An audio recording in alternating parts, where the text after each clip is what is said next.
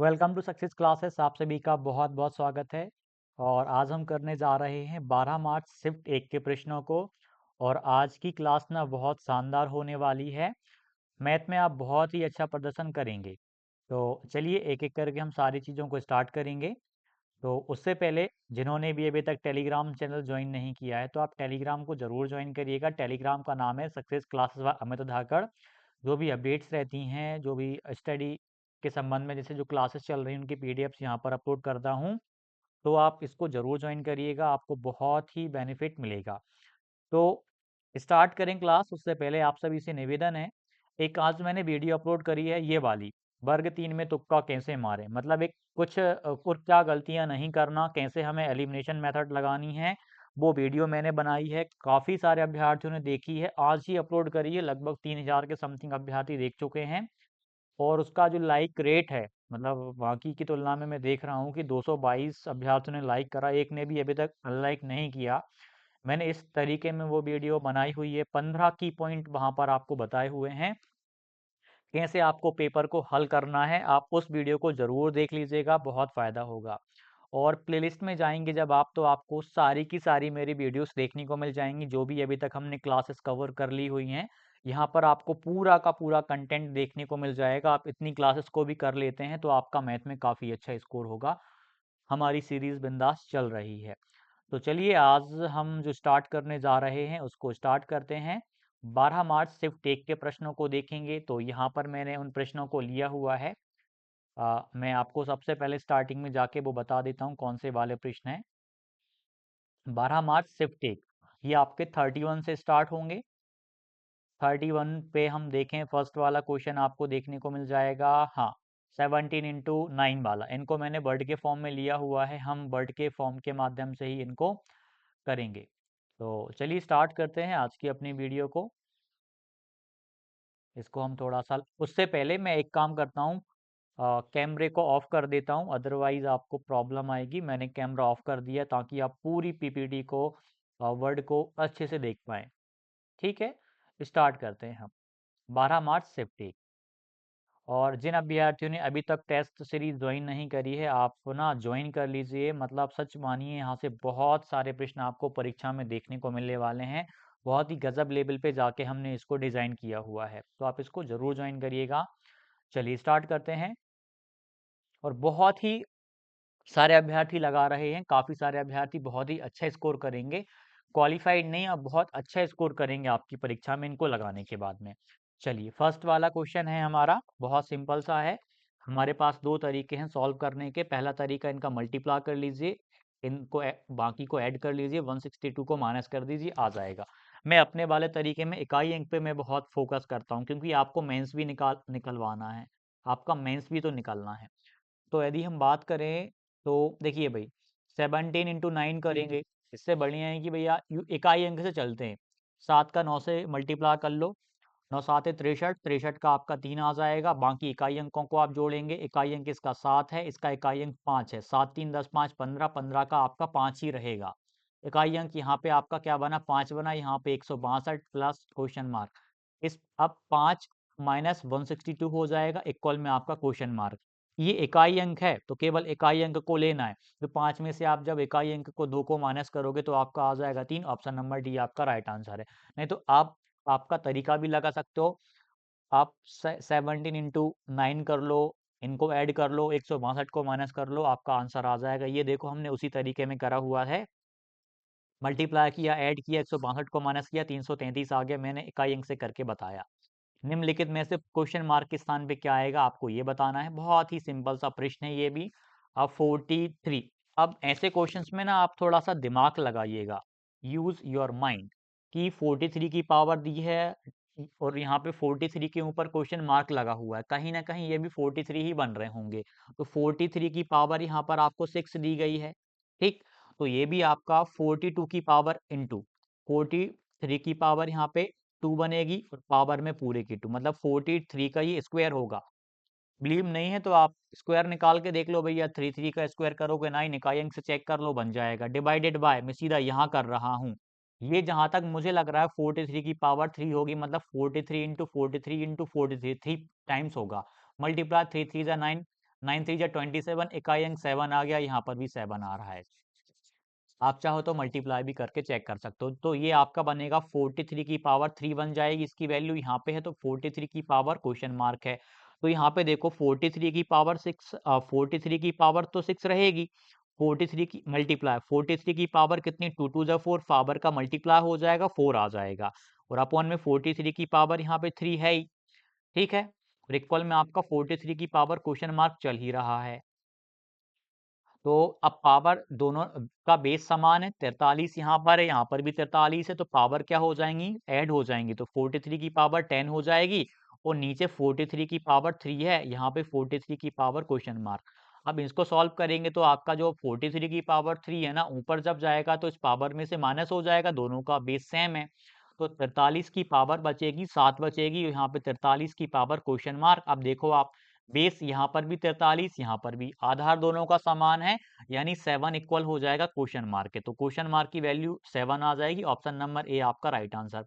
अब इस वाले को करेंगे, क्वेश्चन मार्क के स्थान पर क्या आना चाहिए आपको बताना है। आप सभी से विनम्र निवेदन है, वीडियो को लाइक जरूर करिएगा, और वीडियो को साझा भी आप अधिकतर अभ्यर्थियों तक करेंगे तो बहुत सारे अभ्यर्थी बहुत कुछ सीखेंगे। ये कलर भी अच्छा नहीं है, रेड वाला चेक करते हैं, हाँ ये ठीक है। आप निम्नलिखित में से क्वेश्चन मार्क की वैल्यू बताना, इन दोनों का मल्टीप्लाई कर लो और आप कर लो। इतना तो पता है कि मल्टीप्लाई करोगे तो माइनस में बहुत बड़ा नंबर आएगा, प्लस का छोटा नंबर, मतलब माइनस में ही आंसर आएगा। सारे माइनस में दिए तो हमें चेक करना पड़ेगा। हम मल्टीप्लाई करने जा रहे हैं 86 का और 24 का, 86 का और 24 का। मल्टीप्लाई करने का तरीका देख लो आप। दो अंकों का जब मल्टीप्लाई करना हो तो बहुत ही साधारण सा तरीका होता है। मैं थोड़ा दूर लिख रहा हूँ समझाने के उद्देश्य से। तो पहले इन दोनों का मल्टीप्लाई कर लो, 6 चौके 24, 24 का 4 लिख लो, हासिल का 2 चला गया, 8 छिंग सॉरी 8 चौके 32, 8 चौके 32, और क्रॉस मल्टीप्लाई कर रहा हूं मैंने पहले ऐसे में मल्टीप्लाई किया, सेकंड स्टेप में मैं क्रॉस मल्टीप्लाई कर रहा हूं, 8 चौके 32 आ गया, 6 दूनी 12 आ गया, इन सभी को ऐड कर लो, वो कैरी का जो 2 आया था ना वो वाला भी, ये 6 आ जाएगा 46, तो 46 का आपका 6 आ जाएगा, फिर कैरी का 4। अब इन दोनों का मल्टीप्लाई कर लो, 8 दूनी 16, 16 और ये 4 20 आ जाएगा, 20 64 आ गया, 20 64 आ गया, लेकिन माइनस का आया, और 354 आपका यहाँ पर है। आप माइनस कर लीजिए 354 को, माइनस में आंसर आएगा, लेकिन बड़े में से छोटे को माइनस करोगे 0, यहाँ पे 10, मतलब 10 के समथिंग जहां पर इकाई अंक में आपको देखने को मिल जाए वो होगा, मतलब आपका ऑप्शन नंबर सी पूरा, हमें चेक ही नहीं करना। Option C, sorry option C नहीं, मतलब बी है, ये सी था ये बी था, ये ए है ये बी है, ठीक है। तो इस तरीके से क्रॉस मल्टीप्लाई वाला तरीका देखो, 2 नंबर का, पहले इन दोनों का मल्टीप्लाई कर लो, कुछ कैरी में जा रहा है कैरी में ले जाओ, फिर क्रॉस मल्टीप्लाई कर लो, थर्ड स्टेप में इन दोनों का मल्टीप्लाई कर लो, 2 अंकों का मल्टीप्लाई करने का तरीका। इकाई अंक से इसमें काम नहीं बन पा रहा था, लेकिन हमने 2 अंकों तक देख लिया, काम बन गया, क्योंकि इकाई अंक में सब में 0 था, हम चाहे थे तो इकाई अंक से भी चेक कर सकते थे, यदि सारे इकाई अंक अलग अलग होते तब। फोर्थ वाला, 3 क्रमागत सम संख्याओं का गुणनफल आपको दिया गया है, पहली और तीसरी संख्या का गुणनफल 252 है, दूसरी संख्या का 5 गुना क्या है, दूसरी संख्या का आपको 5 गुना बताना है। अब हमें नहीं पता, मैं ऑप्शन से करवा रहा हूं। पहला तरीका है कि आपको 3 क्रमागत, डिटेल्ड वाला बताता हूं, 3 क्रमागत सम संख्याओं का गुणनफल आपको दिया है, तो 3 क्रमागत सम संख्याएं माननी पड़ेंगी। एक आप x मान लो, x प्लस 2 मान लो, x प्लस 4 मान लो, ऐसे भी कर सकते हो, लेकिन मैं और अच्छा तरीका बता रहा हूँ। जब 3 क्रमागत आपसे सम संख्याएं पूछ ही ली हैं, एक को x माइनस 2 ले लो, x ले लो, x प्लस 2, मतलब इनमें अंतर देखो आप, 2 का अंतर चल रहा है, तो ये सम संख्याएं हैं, इन सभी का गुणनफल करोगे आप, मल्टीप्लाई करोगे, इसके इक्वल लिखोगे, फिर पहली और लास्ट वाली का भी आप लेके चल सकते हो, पहली और तीसरी मतलब x माइनस 2 और अंतिम वाली x प्लस 2, इनका गुणनफल, पहली और तीसरी का गुणनफल आपको दिया है 252। अब a minus B, A plus B, A square minus B square आ जाएगा, अरे 4 आ जाएगा, ए स्क्वायर यानी एक्स स्क्वायर आ जाएगा, बी स्क्वायर मतलब 2 का स्क्वायर 4 आ जाएगा, इक्वल में आपका 252 है। तो भैया यहाँ से एक्स स्क्वायर की जो वैल्यू आ जाएगी, मैं डिटेल्ड करवाई दे रहा हूँ, एक्स स्क्वायर की वैल्यू आएगी 252 में 4 उस तरफ प्लस का ऐड हो जाएगा, 256 आ जाएगा, तो एक्स की वैल्यू आ जाएगी 16, एक्स की वैल्यू अपनी आ गई 16। तो यहाँ पे एक्स 16 आ गया, इससे पहली छोटी और इससे बड़ी फिर 18। तो क्या पूछा, दूसरी संख्या का 5 गुना, 16 पंजे 80, 80 आपका ऑप्शन आ गया। अब मैं अपने वाले तरीके से बताता हूँ, ऑप्शन से भी तो जा सकते थे, मान लीजिए यह वह संख्या है, मतलब दूसरी संख्या का 5 गुना, मतलब ये 5 गुना है, ये 5 गुना होगी तो दूसरी संख्या निकालने के लिए 5 से भाग दो, 16 आ जाएगा। तो पहली संख्या मतलब मध्य जो दूसरी संख्या है वो आपको 16 मिल गई, इसके बाद वाली 18 होगी, इसके बाद वाली 14 होगी। तीनों का मल्टीप्लाई कर लो, ये आ जाए, और पहली और आखिरी का मल्टीप्लाई कर लो, ये आ जाए। इकाई अंक से चेक करो ना आप तो। 4 छिंग 24, इकाई अंक 4, 4 अट्ठे 32, इकाई अंक 2 बन रहा है, मतलब तीनों का गुणनफल करने में ये अंक संख्या आ जाएगी। उसके बाद में हम पहली और तीसरी का और चेक करके देख लेते हैं। 4 अट्ठे 32, इकाई अंक यहाँ पर भी 2 बन गया, मतलब ऑप्शन से भी आप जाओगे तो आपका हो जाता। अब जब आप 100 वाले को चेक करते, इकाई अंक में ऑप्शन से जा रहे हो तो बाकी को भी चेक करो। 5 से करोगे तो आपका 20 आ जाएगा, मतलब मध्य की संख्या 20 आ जाएगी, इससे पहली वाली 18 रहेगी, इसके बाद वाली कितनी 22 रहेगी। तो देखो जब इनका मल्टीप्लाई करोगे ना, इकाई अंक यहाँ पे शून्य बन जाएगा। तीनों का देखोगे तो ये इकाई अंक तो 2 चाहिए था, तो ये भी नहीं होगा। ऐसे ही आप बाकी को भी एलिमिनेट कर सकते थे। मैंने दोनों तरीके बताए। एक आयत की लंबाई चौड़ाई का अनुपात आपको दिया है, आयत का क्षेत्रफल आपको दिया है, चौड़ाई बताना है। अब देखिएगा, लंबाई हमें दी है, हम इसको लंबाई को 4x मान लेते हैं, चौड़ाई को हम 5x मान लेते हैं, और हमें क्षेत्रफल तो पता है L इंटू बी, हमें एरिया पता है क्या होता है, लेंथ इंटू ब्रेड्थ ही होता है ना एरिया। एरिया का फॉर्मूला यही होता है, लेंथ की वैल्यू 4x है, ब्रेड्थ की वैल्यू 5x है, एरिया हमें दिया है 8000, तो 4 पंजे 20, 20x स्क्वायर बराबर 8000। अब क्या होगा, ये 20 इसको डिवाइड कर देगा 8000 को, तो एक जीरो से तो मैं एक जीरो को काट दूंगा, 2 से 8 भी चला जाएगा, 4 बार में 400 आ जाएगा, x की वैल्यू आ जाएगी आपकी 20। यानी कि जो आपकी लंबाई है, आपको तो बताना क्या, चौड़ाई बताना है, चौड़ाई 5x वाली दी है, तो 5 इंटू 20 कर लो आप, 5 5 दूनी 10, मतलब 100 मीटर, मीटर में दिया है 100 सेंटीमीटर, तो 100 सेंटीमीटर जिस भी ऑप्शन में होगा वो आपका राइट आंसर हो जाएगा। ऑप्शन नंबर बी आपका राइट आंसर है। ध्यान देना चाहिए कि चौड़ाई पूछी क्या पूछी।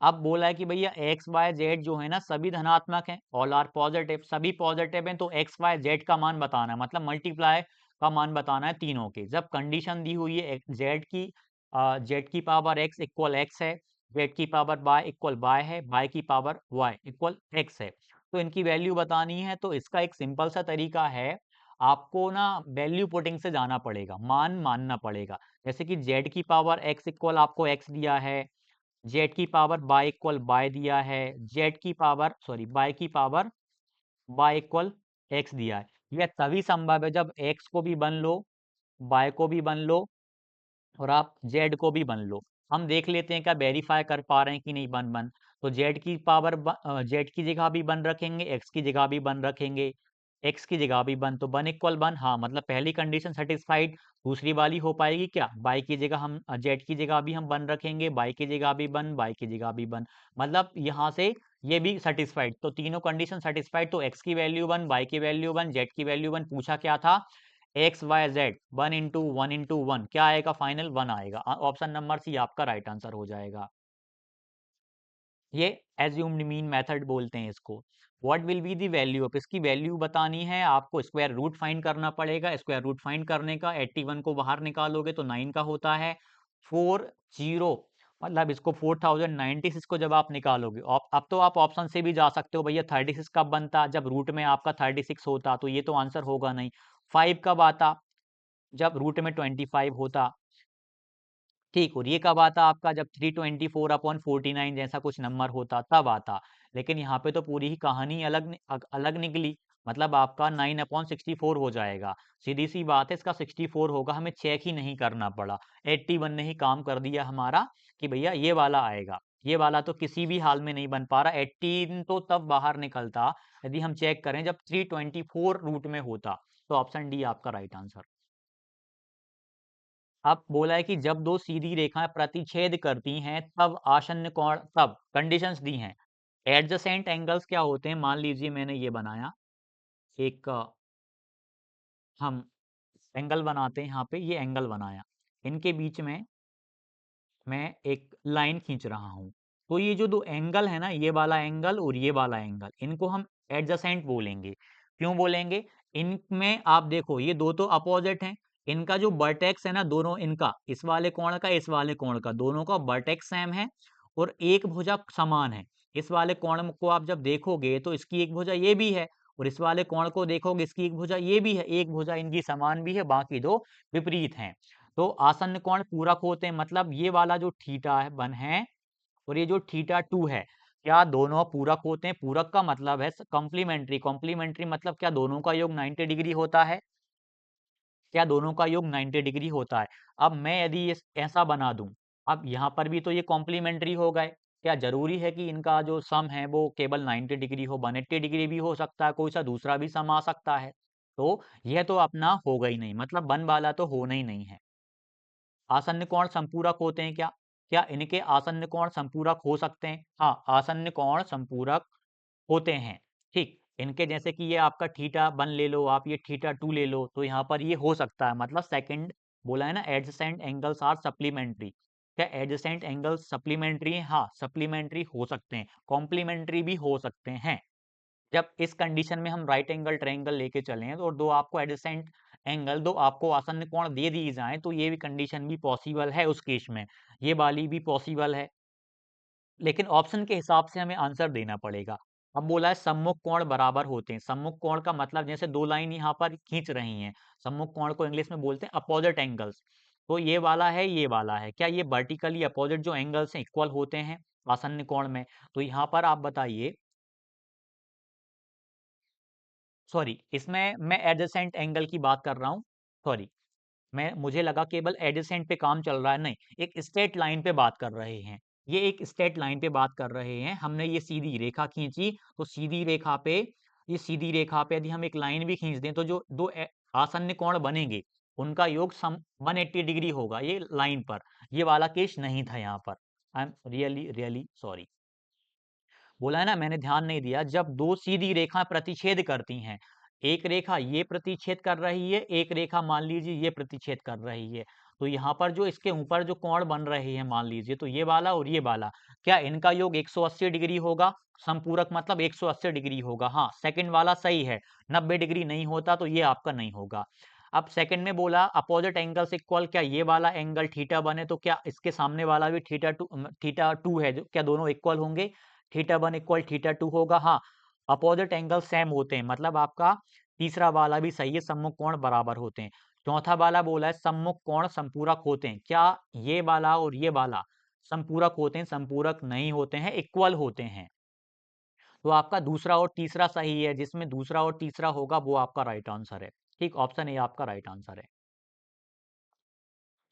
अगले वाले प्रश्न को करेंगे। एक वृत्त का परिमाप एक वर्ग के परिमाप के बराबर है, उनके क्षेत्रफलों का अनुपात बताइए। अनुपात क्या है? सिंपल है भैया, वृत्त का क्षेत्र परिमाप पूछा है, वृत्त का परिमाप हमें पता है क्या होता है, 2 पाई आर। वर्ग का परिमाप क्या होता है, स्क्वायर का परिमाप होता है 4a। क्या होता है, 4a। तो यहाँ से आप a की वैल्यू निकाल लो या फिर r की वैल्यू। पूछा क्या है, उनके क्षेत्रफलों का अनुपात। क्षेत्रफल हम यदि वर्ग का क्षेत्रफल बोलें तो πr², और यदि हम वर्ग का परिमाप बोलें तो साइड का स्क्वायर, ए स्क्वायर। यहाँ से आप ए की वैल्यू निकाल लो या आर की वैल्यू निकाल लो, यहाँ पुट कर दो, बाकी का ये आपका सेम बन के कट जाएगा। हम आर की वैल्यू निकाल लेते हैं। तो पहली बात तो 2 से ये कटेगा तो आपका 2 आ जाएगा, आर की वैल्यू आ जाएगी 2a/पाई, पाई अपॉन में चला गया। अब यहाँ वैल्यू पुट करेंगे पाई का तो पाई रहेगा, आर की जगह हम ये रखेंगे तो ये स्क्वायर हो जाएगा, 2a² अपॉन में क्या हो जाएगा, पाई स्क्वायर हो जाएगा। और यहाँ पे ए स्क्वायर का ए स्क्वायर था, मतलब आर की जगह मैंने 2a/पाई की वैल्यू पुट करी, स्क्वायर कर दिया, कुछ कट रहा है, ए स्क्वायर से ए स्क्वायर कट गया, एक पाई से एक पाई कट गया, तो यहाँ पे अपना बना 2/पाई बना। यहाँ कर रहा हूँ 2/पाई बना, तो यहाँ पे पाई की वैल्यू क्या होती है, 22/7, लेकिन नीचे है तो आप रेसिप्रोकल कर दोगे, 7/22 हो जाएगा। ठीक, कुछ हमने मिस्टेक करी है, एक 2a भी तो है, एक, हाँ, 2/पाई आ गया। ये 2 तो अपनी ये वाली 2 है, ये अपनी 2 है, तो ये अपन रखेंगे, पाई की वैल्यू 22/7 होती है। पाई की वैल्यू कितनी होती है, 22/7 होती है। तो यहाँ पर पाई की वैल्यू हम जब रखेंगे 22/7 रखेंगे तो रेसिप्रोकल हो जाएगा, 7/22 बन जाएगा। कैंसिल हो रहा है, 2 से कैंसिल हो जाएगा 11 बार में। हमने यहाँ कुछ मिस्टेक करी हुई है, छोटी सी मिस्टेक करी है। क्या मिस्टेक करी है, ध्यान दो। हमने मिस्टेक करी है, 2a का जब हम स्क्वायर करेंगे ना तो यहाँ पर 4a² बनेगा। क्योंकि यहाँ पर हमारा 7:11 बन रहा था। इतना तो समझ गया कि भाई ये 11 बन रहा है, लेकिन 7 क्यों बन रहा है, मतलब आंसर तक तो हम पहुंच गए, लेकिन हमने मिस्टेक क्या करी, हमने 2a का जब हम स्क्वायर करेंगे तो 4a स्क्वायर आना था, क्या आना था, 4a स्क्वायर। तो यहाँ पर ये 4 रहता, कितना रहता, 4 रहता। इसको कैंसिल करोगे 2 टाइम में तो 7 2 जा 14/11, तो 14 आपका 11 जहां रहेगा वो आपका राइट आंसर हो जाएगा। अगला वाला करते हैं। एक आयत के आधार में 10% की वृद्धि की जाती है, क्षेत्रफल अपरिवर्तित रहता है, तो संगत ऊंचाई क्या होगी।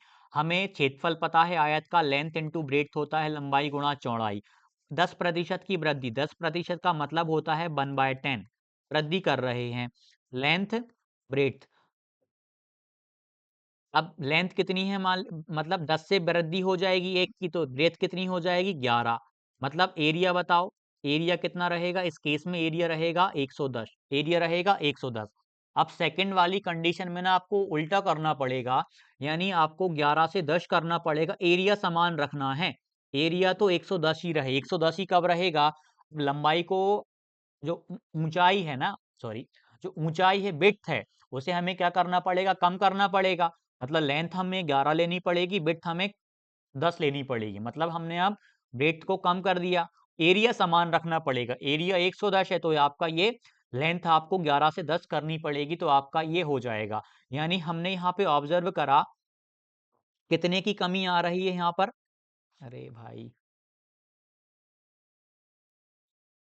हाँ, ऊंचाई को कम करना होगा। अब ऊंचाई की बात कर रहे हैं यहाँ पर, आधार मतलब बेस, ऊंचाई मतलब यहाँ पर हम लेंथ की बात कर रहे हैं, लेंथ का पूछा गया है। तो यहाँ पर आप देखो कम करना चाहिए, ये क्वेश्चन में थोड़ी सी लैंग्वेज में प्रॉब्लम है। बेस ऑफ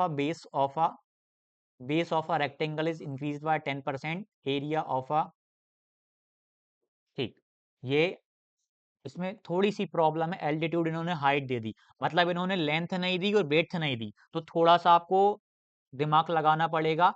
हम जिस जो चीज दी हुई है हम बेस और हाइट के हिसाब से ही चलते हैं।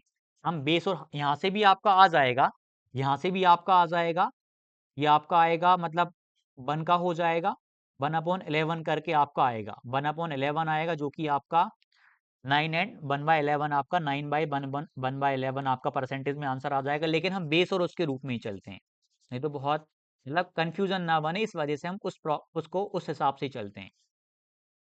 ठीक, मान लो भैया बेस है, ये बेस है, बेस क्या हो गया, 10% बढ़ गया, एरिया को भी मैं हटा दे रहा हूँ, अब इस एरिया को भी मैं हटा दे रहा हूँ। बेस आपका 10 से 11 हो गया, बेस आपका 10 से 11 हो गया।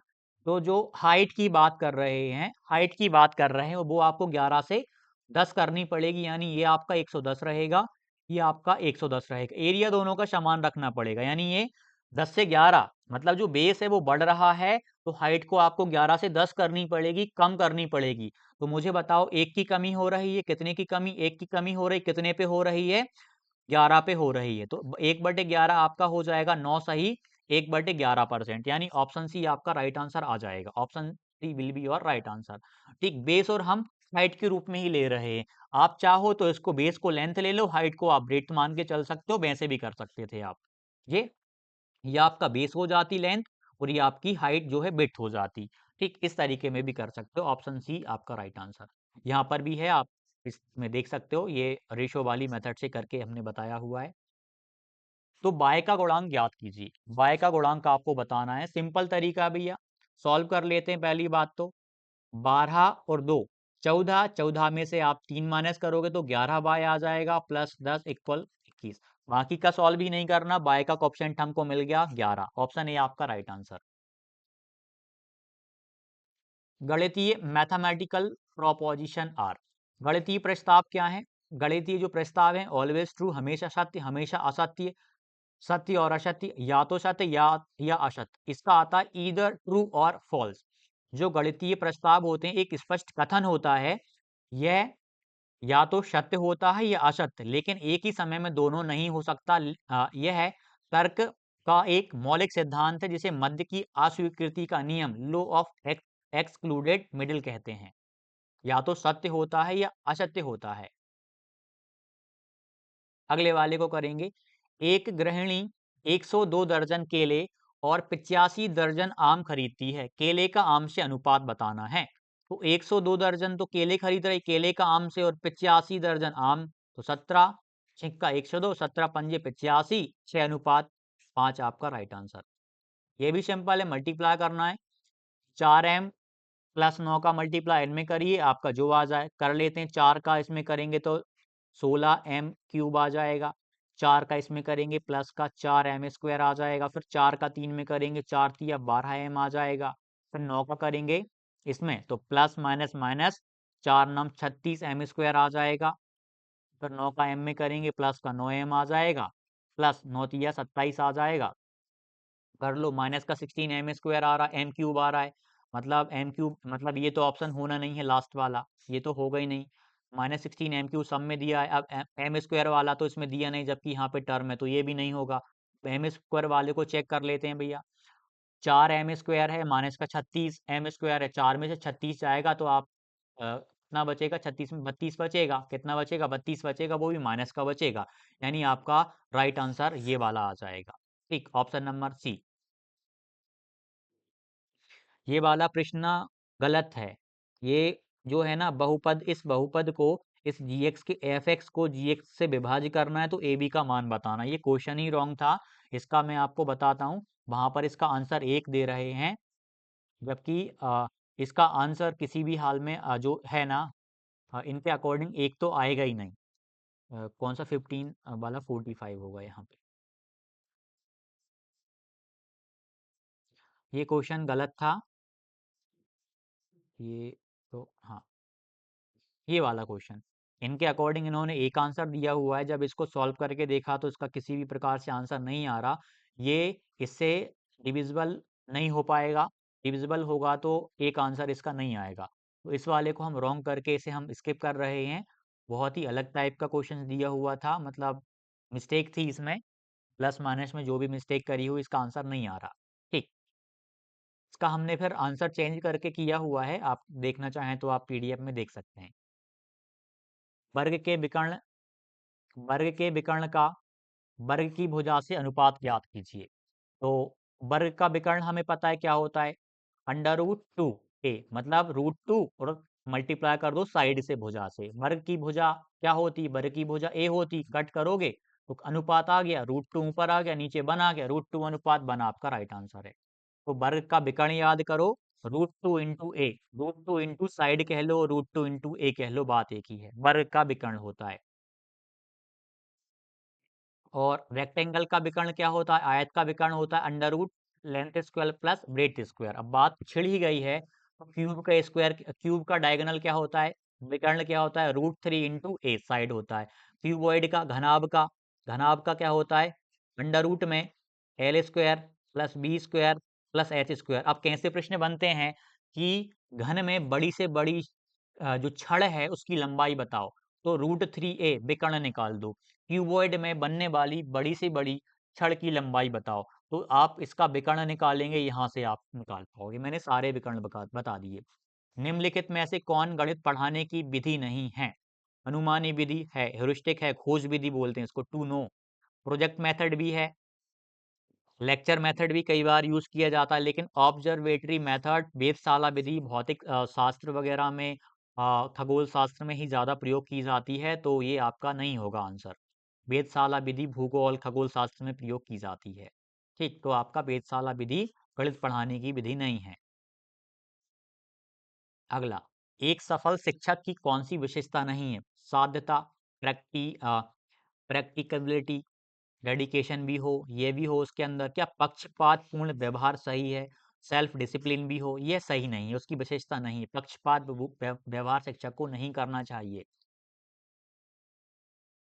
अगला, दिए गए समीकरण को सही बनाने के लिए किन दो संख्याओं को आपस में बदला जाना चाहिए। 3 और 12 को बदल के देखते हैं, 3 और 12 को बदलते हैं, 14 गुणा 3 भागित 4। अब देखो, अब करना ही नहीं, यहाँ पे 73, ये वाला क्वेश्चन हम कर चुके हैं, जहां तक ये एक और शिफ्ट में आ चुका है।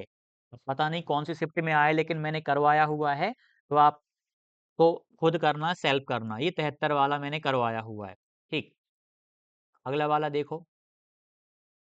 इसमें आपको क्वेश्चन मार्क और प्लस को बदलना है, 3 और 4 को बदलना है, ये भी आप करेंगे। HW है, बहुत सारे प्रश्नों को कर चुके हम पुरानी शिफ्टों में, आप उनको लिस्ट से देख लें, कंसेप्ट आपका क्लियर हो जाएगा।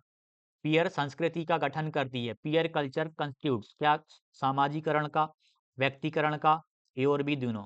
देखो, पीयर संस्कृति मतलब सहपाठी के साथ जो कल्चर है वो समाजीकरण पे फोकस करता है, इंडिविजुअलाइजेशन व्यक्तिकरण पे फोकस नहीं करता। ओनली ऑप्शन ए आपका राइट आंसर होगा।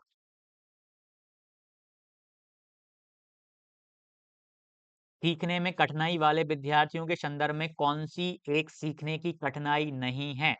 कमजोर स्मृति, अपेक्षाकृत खराब व्यवहार शक्ति, संबंधित शिक्षण क्षेत्रों में ज्ञान को उचित रूप से स्थानांतरित करने में विफल, अच्छी किताबों की कमी। तो देखिए पूछा क्या था, सीखने में कठिनाई करने वाले विद्यार्थियों के संदर्भ में कौन सी सीखने की कठिनाई नहीं है? कमजोर स्मृति कठिनाई हो सकती क्या? बिल्कुल। अपेक्षाकृत खराब व्यापक शक्ति, ये भी हो सकता है। कॉम्प्रहेंशन पावर कम हो, समझने की क्षमता कम हो। संबंधित शिक्षण क्षेत्रों में ज्ञान को उचित रूप से स्थानांतरित करने में विफल, पॉसिबिलिटी है। लैक ऑफ गुड बुक्स, यह किसी भी प्रकार से नहीं होगा, सीखने में कठिनाई नहीं होगी, अच्छी किताबों की कमी, ये आपका राइट आंसर हो जाएगा। कौन सा कथन गलत है? इनकरेक्ट, ध्यान ध्यान देना है अब आपको। नजरिया हमारी पहचान को आकार देता है। क्या attitude shapes our identity? Family has a major influence in formation of attitudes, दृष्टिकोण के निर्माण में परिवार का बड़ा प्रभाव होता है। सीखना दृष्टिकोण हासिल करने में मदद करता है। समझाने और बात करने से नजरिया बदला जा सकता है। इनकरेक्ट बताना है। नजरिया हमारी पहचान को आकार देता है। एटीट्यूड्स, बिल्कुल ये तो आपका होगा, मतलब ये सही कथन होगा, ये तो सही होगा। नजरिया हमारी पहचान को बताता है। दृष्टिकोण के निर्माण में परिवार का बहुत बड़ा प्रभाव है, बिल्कुल ये बहुत ही अहम रोल है। Learning helps to acquire attitudes, क्या learning helps to acquire attitudes, क्या सीखना दृष्टिकोण हासिल करने में मदद करता है? बिल्कुल। समझ attitudes can be changed by explaining और टॉकिंग एट ऑल, क्या एक्सप्लेनिंग करने से और टॉकिंग करने से क्या आपका जो किसी का जो नजरिया है केवल इन चीजों से बदला जा सकता है? नहीं, तो ये आपका गलत हो जाएगा, ऑप्शन डी। मतलब टॉकिंग से और एक्सप्लेनिंग से कभी भी एटीट्यूड नजरिया बदलने वाला नहीं है। यह कथन गलत है। हालांकि समझाना और बातचीत करना दृष्टिकोण बदलने में मदद कर सकता है, लेकिन दृष्टिकोण अक्सर गहरे जड़ें जमा लेता है और भावनाओं, विश्वासों, अनुभवों से प्रभावित होता है। दृष्टिकोण बदलने के लिए केवल मौखिक समझाइश पर्याप्त नहीं होती, इससे दीर्घकालिक अनुभवों, नए दृष्टिकोणों, व्यवहार परिवर्तन की भी आवश्यकता होती है। आंशिक तौर पे आप देखेंगे तो ये भी आपको उचित ही लगेगा, लेकिन जब प्रश्न बनते हैं ना तो आपको एलिमिनेट करना है कि कौन सा मतलब एक गलत की ओर जा रहा है ऐसे प्रश्नों में।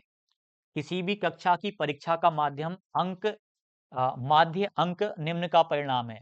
मतलब जो मीन स्कोर है कैसे निकालते हैं, सभी अंकों के योग को अंकों की संख्या से विभाजित करके, हम ये कर चुके हैं पहले, ऑप्शन ए राइट आंसर होगा।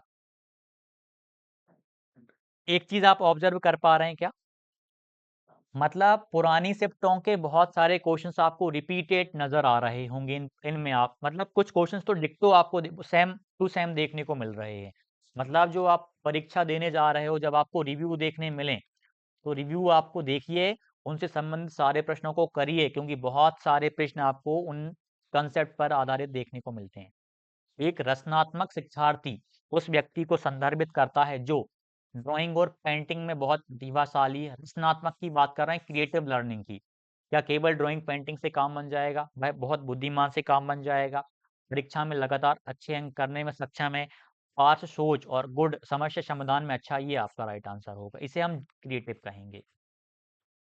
ये भी कहीं न कहीं क्रिएटिविटी को शो कर रहे हैं, लेकिन रचनात्मकता में जब समस्या समाधान आ गया, एक लैटरल थिंकिंग आ गई, तो आपका वो ज़्यादा राइट आंसर होगा। हालाँकि बाकी विशेषताएँ भी आ जाएँगी आंशिक तौर पे। छात्रों के लिए कौन-सा गुण सबसे महत्वपूर्ण है? हार्ड वर्क ज़रूरी है, ज़रूरी तो ये भी है। लेकिन पूछा है ना मोस्ट इंपॉर्टेंट, सबसे ज्यादा आवश्यक पूछा है। आज्ञाकारिता भी आवश्यक है, विनम्रता भी जरूरी है, स्वतंत्र सोच, इंडिपेंडेंट थिंकिंग, ये बहुत ज्यादा महत्वपूर्ण है। स्वतंत्र सोच बच्चों में होनी चाहिए, ये महत्वपूर्ण है, लेकिन सबसे ज्यादा महत्वपूर्ण ये है। अगला, गणित को पाठ्यक्रम में शीर्ष पर रखा गया है क्योंकि, मैथमेटिक्स को करिकुलम में टॉप पे क्यों रखा गया है? यह बौद्धिक और सांस्कृतिक विकास का सबसे अच्छा साधन है। यह एक सबसे कठिन विषय है, ऐसा तो नहीं हो सकता। यह सबसे आसान विषय है, ये भी कारण नहीं। इनमें से नन ऑफ दी अबव, ऐसा तो नहीं है। हमें आंशिक भी लगेगा वो भी। यह बौद्धिक और सांस्कृतिक विकास का सबसे अच्छा साधन है, ऑप्शन ए। अब अगला प्रश्न है, इंग्लिश वाले देख लीजिएगा पॉज करके। विज्ञान के तहत मानक, विज्ञान के तहत मानक रूप में छोटी संख्याओं को व्यक्त करने के लिए घातांक का उपयोग निम्नलिखित तथ्य बताए गए हैं। प्रकाश की गति इतनी है, ठीक, ये आप 3 लाख में आता है आपका। यहाँ पे तो किलोमीटर में आएगा। 3 × 10⁸ मीटर पर सेकंड होती है, इतने मीटर पर सेकंड है। माउंट एवरेस्ट की ऊंचाई इतनी है। कंप्यूटर चिप का व्यास इतना है। एक पादप कोशिका का आकार इतना है। तो प्रश्न में पूछा गया है जो उपरोक्त उदाहरण, ये जो उदाहरण दिए गए हैं 4, उपयोग प्रत्येक निर्दिष्ट संख्या को मानक रूप में व्यक्त करने के लिए किया जाता है। ऐसे उदाहरणों का प्रयोग हम कहाँ करते हैं, किस लिए किया जाता है? अंतर अनुशासनात्मक दृष्टिकोण को दर्शाता है, या केवल इसको ही दर्शा रहा है? विज्ञान में अधिक रुचि रखने वाले छात्रों का ध्यान आकर्षित करने के लिए कक्षा में बनाया बनाया जाता है, ऐसा भी नहीं है। आवश्यक तो नहीं है ये। शिक्षक को मेधावी छात्रों की पहचान करने में मदद करता है, ये भी नहीं। संख्याओं का सटीकता पहलू दिखाता है, बिल्कुल ये एक्यूरेसी एस्पेक्ट बता रहा है। आप खुद देखिएगा, 0.000 मतलब एक एग्जैक्ट जा रहा है। जो एक्यूरेसी है ना, एक करेक्ट आंसर बता रहा है वो। अगला, यह व्यक्तित्व के परीक्षण प्रक्षेप विधियों का प्रकार है। प्रोजेक्टाइल मेथड्स का प्रकार क्या है? प्रश्नावली, ज्ञान परीक्षण, साक्षात्कार, व्यक्तित्व इतिहास। तो साक्षात्कार प्रोजेक्टाइल मेथड में आ जाएगा, ठीक, इसको आप रीड कर लीजिएगा। नेक्स्ट आपके लिए है, थॉर्नडाइक द्वारा अधिगम के द्वितीयक नियम में बहु प्रतिक्रिया का नियम पर बल दिया गया है। किस पे? लर्न बाय एक्सटेक्सी, ओरिजिन थ्योरी, एक्सटेक्सी और मूल सिद्धांत द्वारा, अंतरंगता द्वारा, अंतरंगता द्वारा, संग परिवर्तन द्वारा अधिगम, इनमें से कोई नहीं। इसका राइट आंसर आपको देना है कमेंट करके, ठीक। ये सारे क्वेश्चंस हमने देख लिए, बहुत ही शानदार थे। आप टेलीग्राम को जरूर ज्वाइन करिएगा। और जिन अभ्यर्थियों ने अभी तक वीडियो को लाइक नहीं करा, वीडियो को लाइक कीजिएगा और चैनल को सब्सक्राइब भी जरूर करिएगा। और ये टेस्ट सीरीज में बहुत शानदार लेवल के टेस्ट हमने रेडी करे हुए हैं, बहुत अच्छे लेवल के क्वेश्चंस हैं। आप इनको लगा लोगे तो आपका बहुत अच्छा स्कोर होगा। काफ़ी सारे अभ्यर्थी सक्सेस क्लासेस एप्लीकेशन की टेस्ट सीरीज को जरूर लगा के जा रहे हैं एग्जाम देने, तो आप भी इनको जरूर लगा के जाइएगा, बहुत आपको फायदा मिलेगा परीक्षा में। मिलते हैं अगली वीडियो में, धन्यवाद।